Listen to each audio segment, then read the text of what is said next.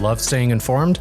Subscribe now and get unlimited access to local news, weather, and sports for just 99 cents a month for your first 3 months at inforum.news/join. Read every story, listen to every podcast, and download the apps that keep you informed and on the go 24 hours a day. So head to inforum.news/join right now to subscribe. What are you waiting for? Get 3 months of local news for just 99 cents a month at inforum.news/join.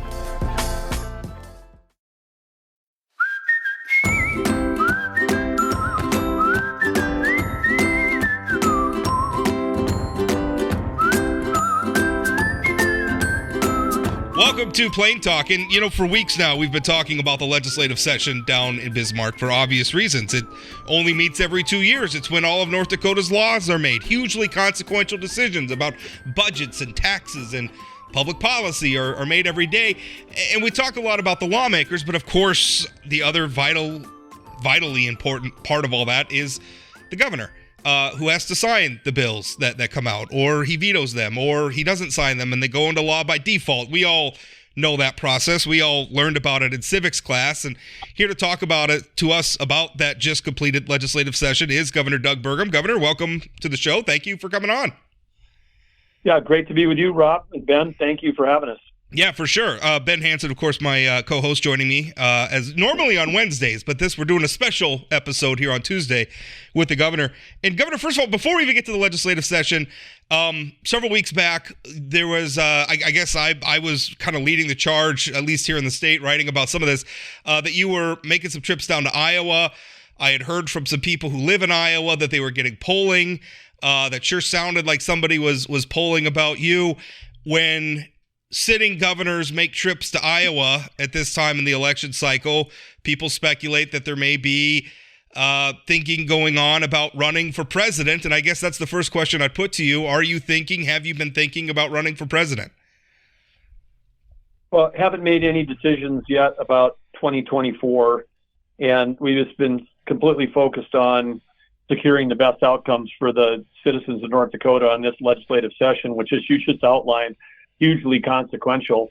And so that's where our focus has been, and been doing that right up through 1 a.m. this morning, still with my team, working our way through this, all of the bills that were, passed in the waning hours of the legislative session.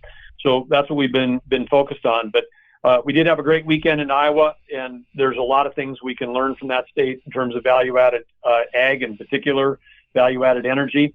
And so it was a fun weekend for the First Lady and myself. But yeah, right now we've been really focused on North Dakota in this legislative session.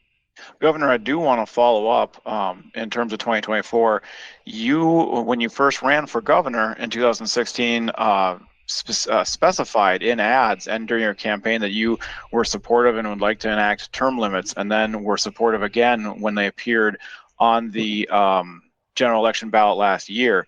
Now, technically, you will have served 8 years by the end of next year, but because the clock didn't start, so to speak, you would be allowed to run for another term. But given your support of term limits in the past, would you want to place those on yourself and take yourself out of the running for the possibility of a third term in 2024? Well, I think term limits work best when they're applied uniformly. And unfortunately, the law that passed doesn't do that. It doesn't affect other state electeds. So you've got things like the Industrial Commission, Land Board, and other things where I serve with other constitutionally elected officers, and you could end up with the current law where the governor gets termed out, but other people can stay forever. And of course, right now, until the term limits take effect, there's a lot of powerful senior tenured legislators in the process, and if all of those were going to say, hey, they're going to just say, hey, we've already served more than 8 years, we're going to all step down. That might, but I think right now the way I look at the law that passed applies to all of us, and then people can make their choices on whether they want to run or not run within the context that the clock has started now. So I do support it. I support them uniformly, but I don't see that there's any value to the citizens of the state to be trying to apply them retroactively in one case and prospectively in the other cases. Governor, talking about the legislative session now, and I know you've been, as you said, working with your staff on all the bills that were sent to you. There's still bills to make decisions on. One interesting situation is the Office of Management and Budget. The Office of Management and Budget, to put it that way. And it obviously is traditionally the last bill or one of the last bills passed by the legislature, and it becomes sort of a Christmas tree bill where they go back and maybe there's little tweaks they need to make in the context of bills already passed, or they call it a Christmas tree because everybody gets to hang an ornament on it, right? So when the OMB bill passed, though, there was a drafting error, and I think what happened is the legislature actually ended up passing the wrong version of the bill. Now, there's been, I was speaking with State Representative Corey Mock, a Democrat from Grand Forks, about this. You know, he was of the opinion that this might be something that the legislature has to maybe come back into session and fix, or that maybe you're going to have to veto. When I've spoken to your office, they had said that you hadn't made a decision on what to do with that bill yet. Have you made a decision? Do you know what's going to happen with the OMB budget? Well, this is one of the ones we were going through till really early this morning, and like 1 a.m. this morning, and then started again today.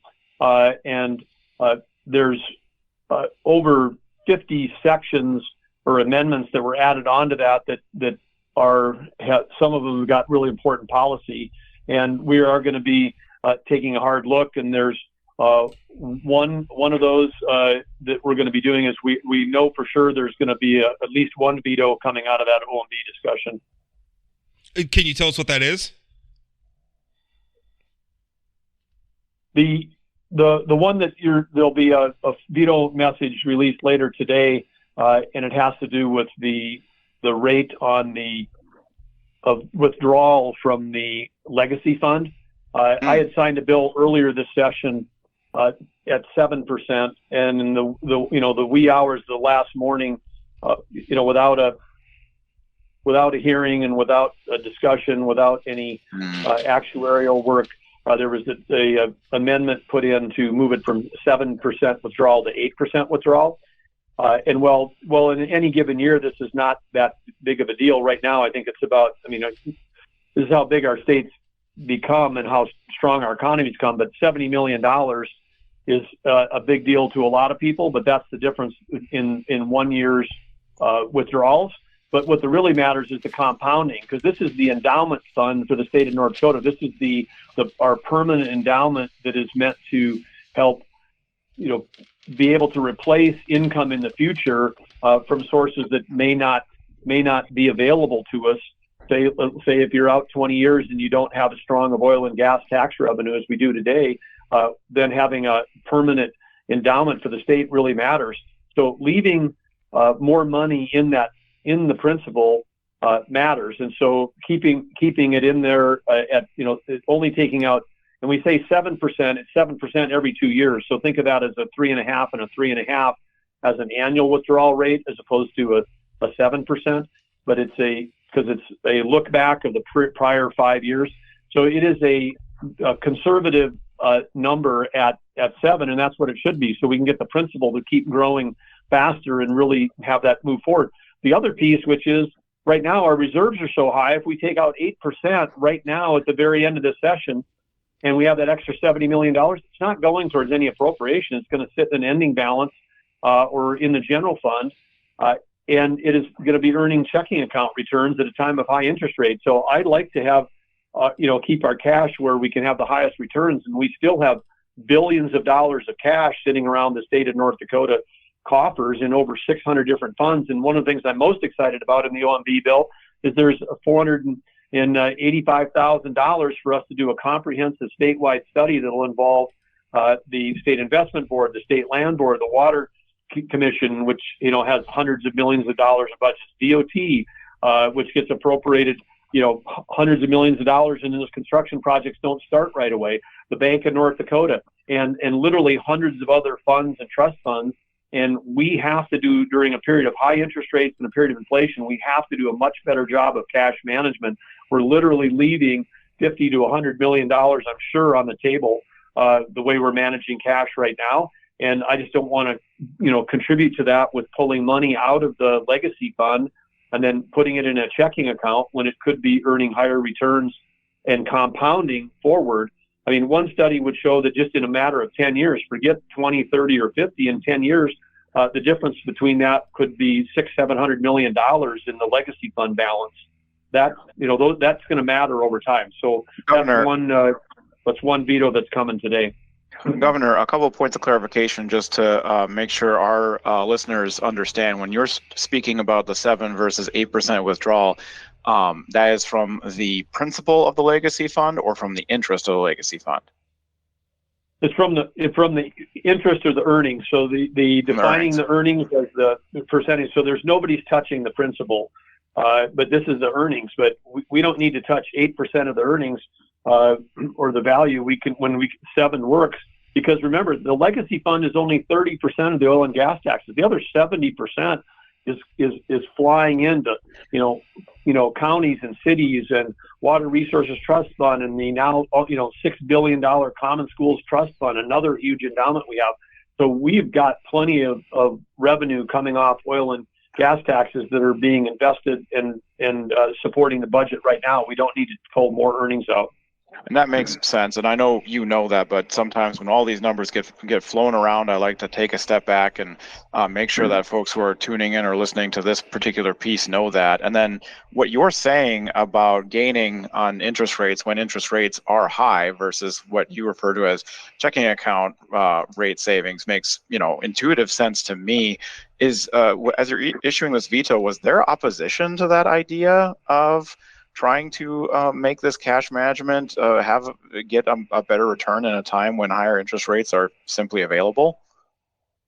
No, I think that's something we've been advocating for strongly for a long time, and we started advocating for it in January, and now we've got the treasurer.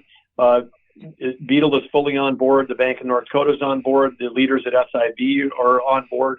All of the cabinet leaders are on board. So, I mean, we've got a legislative leader, so we've got broad support on this, and I'm excited to get started on that cash management study, because I think it can, it hopefully will have an influence on how we think about not only managing our cash, but how we think about, you can use it as a tool to help educate appropriators, and others, the budget makers in the legislature. They can actually understand sort of how the complex business of government accounting works and how we can optimize that. We should be in a position with the Bank of North Dakota and with the resources we have. We should be doing the best cash management of any state in the nation. And I can assure you we're not there yet, but we have an opportunity to get there. That makes sense. Governor, you issued up to now 7 vetoes this legislative session, and I believe it was Rob who did a breakdown showing that's pretty much an average number of vetoes here. But one of our guests, one of the legislative leaders, had mentioned a process that you had in your office, if I was understanding correctly, of measuring public opinion, taking in input and looking at data when it came to vetoes you were issuing. Is that something that you can speak to, how the process works within your office as to whether you're signing legislation or not, besides, of course, your judgment, which is, of course, also a factor? Well, we have I'd say a comprehensive approach on how we take a look at every bill, and of course we end up signing the vast majority of the bills. We work hard along with others to try to get bad policy killed before it ever makes it to my desk, and that's important in your state, because remember, every governor of the 50 governors, and I've got an opportunity to get to know virtually every one of them. Each one's got a different playing field. Some have got supermajority Democrat chambers, some of like ours supermajority Republican chambers, which creates challenges for trying to influence policy through vetoes when it's so easy to override the governor when you have a supermajority. There's a few that have split chambers, or they've got a few where they don't have majorities at all, and that's where you can end up. I mean, like I think Larry, my friends Larry Hogan and Charlie Baker, that were governors respectively in Maryland and Massachusetts, Republican governors in deep blue states with where they had the legislature was a largely Democrat, and you can veto all kinds of stuff, and that's another reason why those guys were always the top, most popular guys in the country because they were holding the line. So it varies. The context varies. And when you look back over the history of governors over the last 50 years in North Dakota, you also have to look at what was the percentage in each chamber that were in the party aligned or not aligned with the governor necessarily, because that affects the ability of how many vetoes you can do. But in terms of veto, because doing a veto symbolically and having it being overridden in a few hours is, there's a time for that, and then there's other times when all that does is, hurt relationships with the legislators, and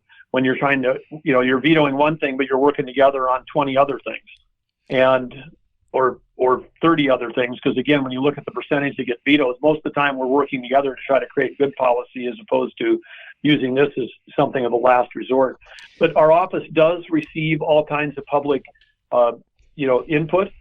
There are lots of people, once a bill passed, they turn loose against their mailing lists and their citizen groups, and they say, contact the governor's office. And so our governor's office is small in North Dakota. There's like 15 people, but we have a full, people that are all the time answering phones, responding to emails, and doing all that. So we get a lot of input. We have a lot of input there, but we're, again, at the end of the day, representing an entire branch of government.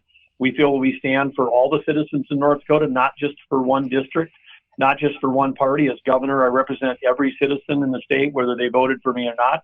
So we try to take a comprehensive, holistic, statewide view when we're trying to make a decision. And as Rob has reported, oftentimes we're making a decision that's really about not only about the policy itself, but where should that policy be set? I mean, if you believe in, conservative, limited government, if you believe in freedom and liberty, then part of that is not having the state of North Dakota make up a law for every single thing that could, forget it being handled at city commission. Some of these things could be handled at the condo association.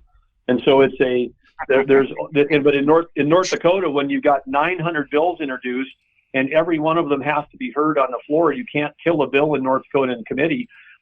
You end up with those 900 bills. There's a number of them. We call them single constituent, where they got introduced by a legislator because one North Dakotan came to them with their problem and said, we should have a law for this.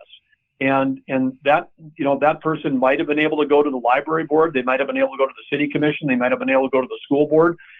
They might have been able to just resolve it with their neighbor. But, so there's a lot of laws that come in, to the floor in North Dakota that aren't really broadly based issues for most of the citizens in North Dakota. So we try to also say, our job should be only focusing on things that matter, broadly to the whole state.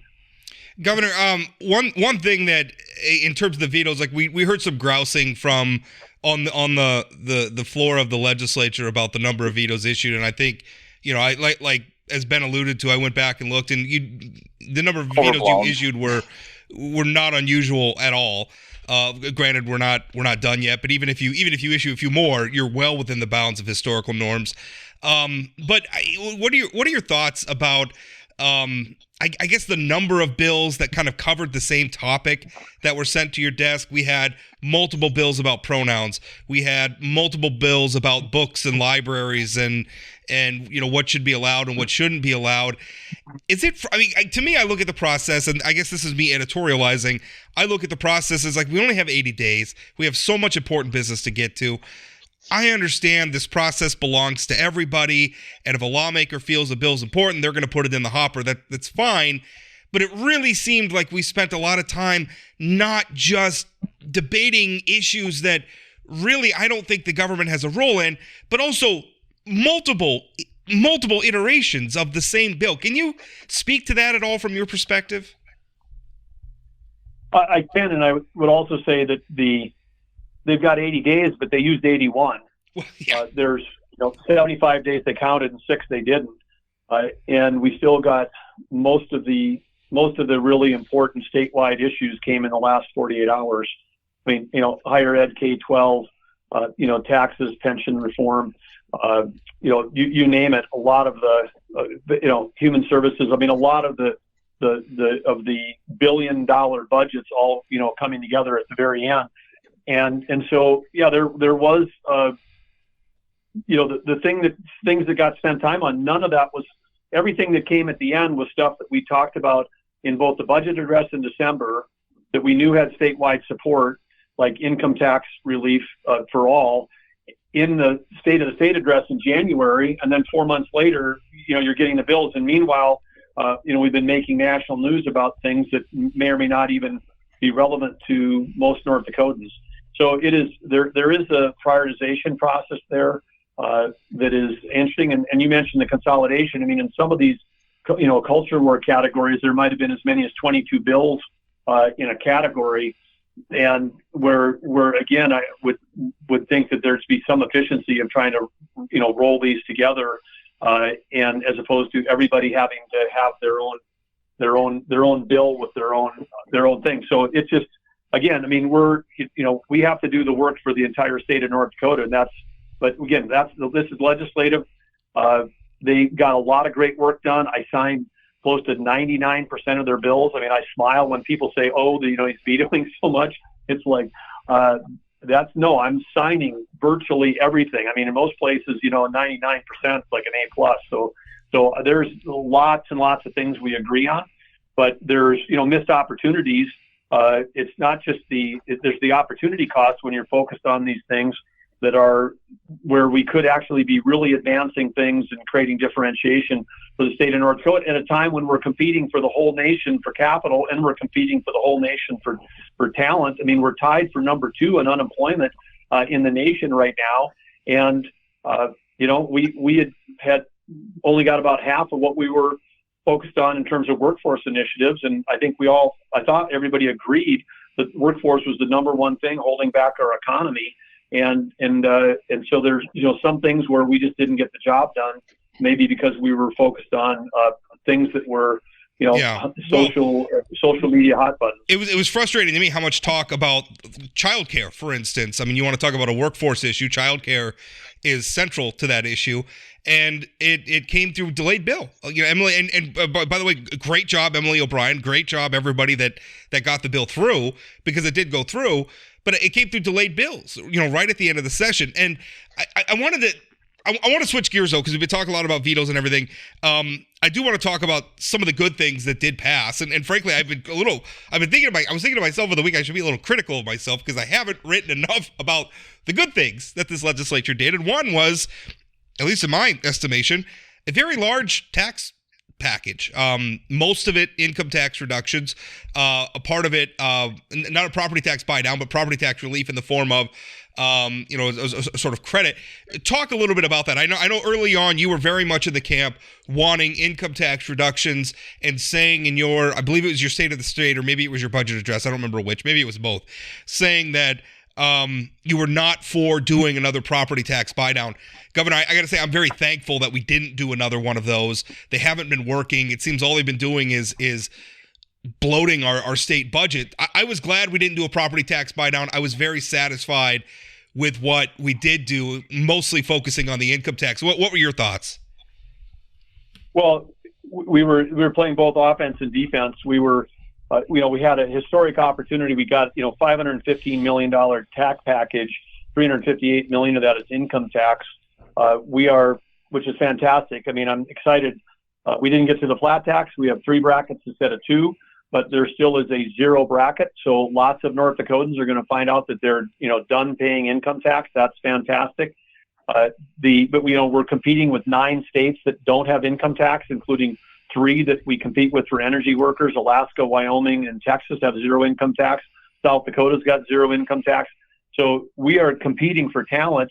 And this is one way that we do that is on income tax. On the property tax piece, again, the buy down, as you said, absolutely don't work. We've done billions of dollars, 17 different bills since 2005, and local property taxes just keep going up because the cost of running a city or a school district or a park district is determined by the decisions that those elected leaders make.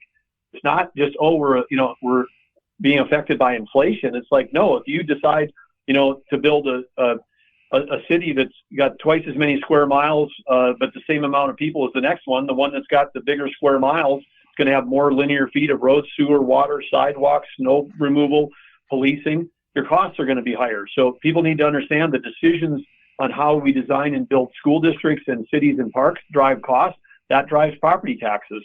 So there just has to be a connection. And right now the state has been just enabling a lot of uneconomic growth by those local political subdivisions by sending checks and subsidizing those local entities. And it's, there could be a reckoning coming down the road if the state ever isn't able to keep subsidizing that. But the property tax that was passed for over 65, expanding the homestead tax credit, is targeted. That will actually get to an individual who owns a home, as opposed to going to a little local political subdivision who might have, either raised your mills or raised your valuations, and you never would have seen it.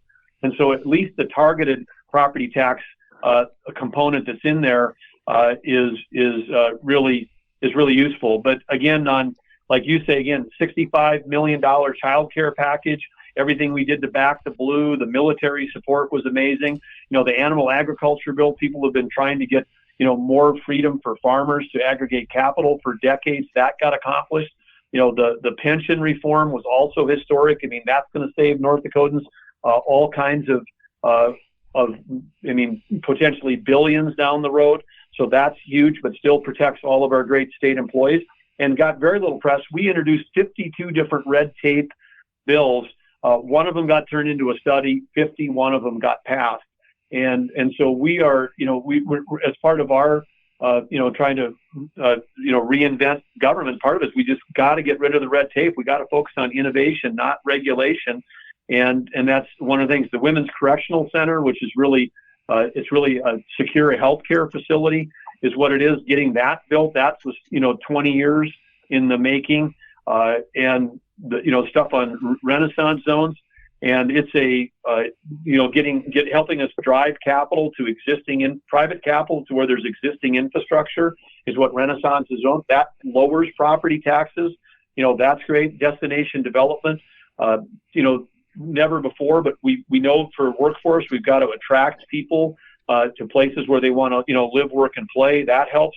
Our state parks had record attendance the last 3 years, getting money for maintenance and new campgrounds there at Pembina Gorge, and enhancing parks, more cabins. That's fantastic. And of course, how much we care about behavioral health and recovery. And now we've gotten, again, record investments in both the Free Through Recovery program, which is working fantastically, and then getting started on finally getting underway on a new state hospital that's so much needed. And then other things like UAS. I mean, again, we've always been supportive of investing in that, but $39 million, I think that's a record going between Grand Sky, the Northern Plains test site, and the Vantas, which is is going to end up being the nation's, air traffic control system software for beyond visual line of sight stuff. So anyway, it the list. It is a long historic list of achievements. Like I said, it's easy to focus on the vetoes and the culture war, but the legislature did a fantastic job on these projects. Big lift. They came late, but in the end of the day, we got enormous progress on some things that people have been trying to get done for decades. And that's even a whole nother lift to tell the story afterwards. And Governor, I wanted to ask you, you spent your entire career in the private sector previous to becoming governor of the state of North Dakota, worked with hundreds, if not thousands of employees here in North Dakota and around the country, doing a lot of performance reviews. Where would you, you've done 4 sessions now, completed 4 sessions now as governor of the state. Where would you rank this session compared to other ones? And where would you rank where your offices, where you and your office have been over the course of the last 4 sessions? What's changed since your first one? Well, I'll let other pundits rank the legislature, but I would say that obviously first session, for us, when we came in, Brent Sanford and I, DAPL was full swing. I mean, it was, I don't want to say it was a lost session, but you're sort of inheriting the prior governor's budget. We had 3 weeks to make some modifications, and then the first 76 days in office was trying to de-escalate what could have turned into a Kent state for North Dakota, and would have led to the Dakota Access Pipeline never being built, which would have affected our economy incredibly the last 6 years. So that was a really interesting time to become governor, because when you should be focusing on the legislature, I mean, those first 76 days was, barely sleeping. And like, I hope we don't have gunfight that breaks out because both sides were armed and lined up against each other when we came into office.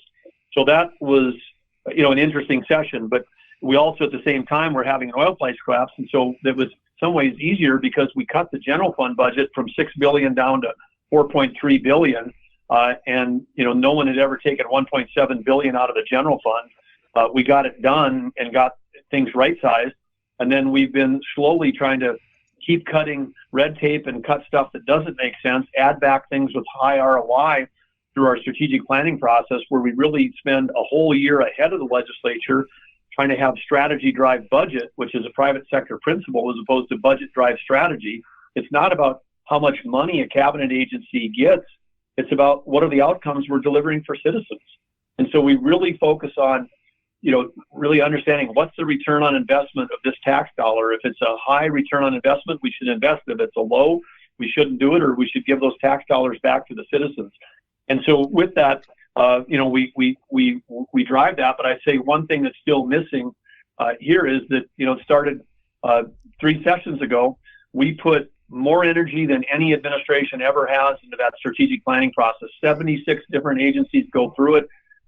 We put together a comprehensive budget. We deliver it to the legislature, and then the legislature, says thank you, and then they start all their budgeting processes with what they spent 2 years ago, which includes all the earmarks, all the side deals, all of the other things that happened. In this case, there was in between, there was $1 billion spent in a special session, and their starting point was still the dollars from 2 years ago. So as members of the same party, when we work for a year and hand a finished product that includes all of our best thinking and analysis, where we've cut billions of dollars of spending, we've cut hundreds and hundreds of FTEs, and we hand that as a starting point, and then there isn't even really a thank you. It's okay, we're just going to go with what we went with 2 years ago.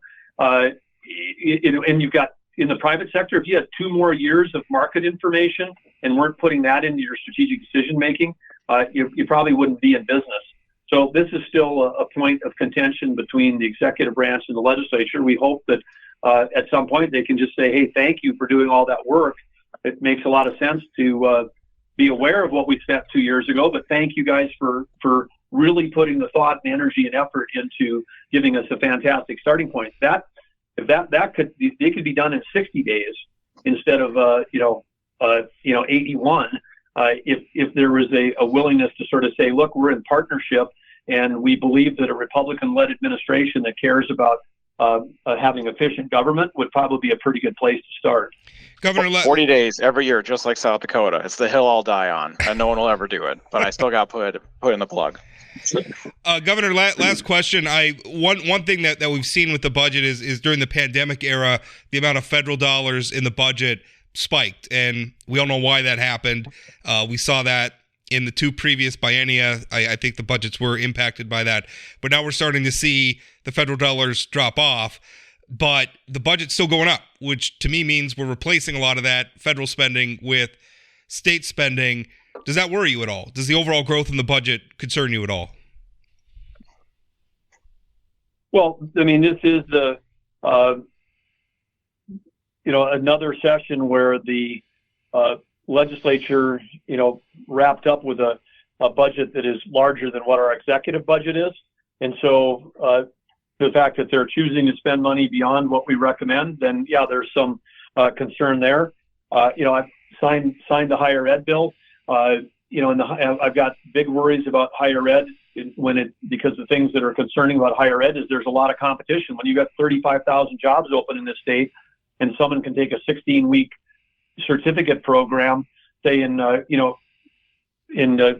computer science, and get the same job as someone with a 4-year, computer science degree, who might then have, food, lodging, and college debt. I mean, there's real economic competition. There's technological competition. There's demographic competition. There's cultural competition. Higher ed. So higher ed is in there. And then, of course, our higher ed institutions, thrive really on research and advancing our state. And then what I see is that we, added a lot of buildings, which you can make a case that old buildings need to be replaced. But again, we're letting budget drive strategy. We're adding to our fixed cost of our 11 campuses, as opposed to saying, what do we really need to be competitive? If that, hundreds of millions of dollars going into buildings was going into either research or programming or recruiting or scholarships, I mean, what would be, how different would higher ed look? So I think we're still stuck in a model of a fixed cost model when we've got to be thinking about education as highly variable. And we do some of that at K-12, a lot of focus on buildings and new construction, new stuff. And when you've got a lot of money laying around, it's tangible to go do that. But, we've got over 24 million square feet of state buildings. And then every time it gets cut is the maintenance for all those buildings. So we build new, we don't maintain the ones we have. And some of the stuff where we're investing in buildings may not be aligned with where the market is going. So the market signals, aren't hitting. In higher ed, there's a tuition freeze in this legislation, which people say that's great. We're mandating that at the state level, not the board of higher ed, not the leadership of the school. The state legislature is saying tuition stays where it is. And the schools go, well, we can't make it on that. And the legislature says, okay, well, we'll make up the difference. So $45 million of taxpayer money are flowing towards higher ed to cover what they would have had if they would have been able to do tuition increases. So basically, we're insulating higher ed from the market forces of a student that might say, hey, I'm not sure I want to pay for what you're offering to me because I'm not sure the value is there. And so when we start insulating, institutions like education away from market forces, that is also, creates some potential challenges down the road.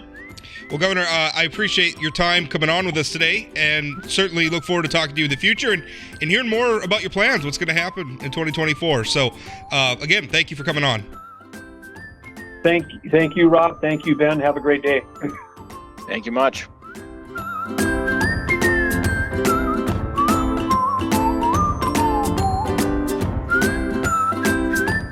Did you know Forum Communications Company has a robust podcast library?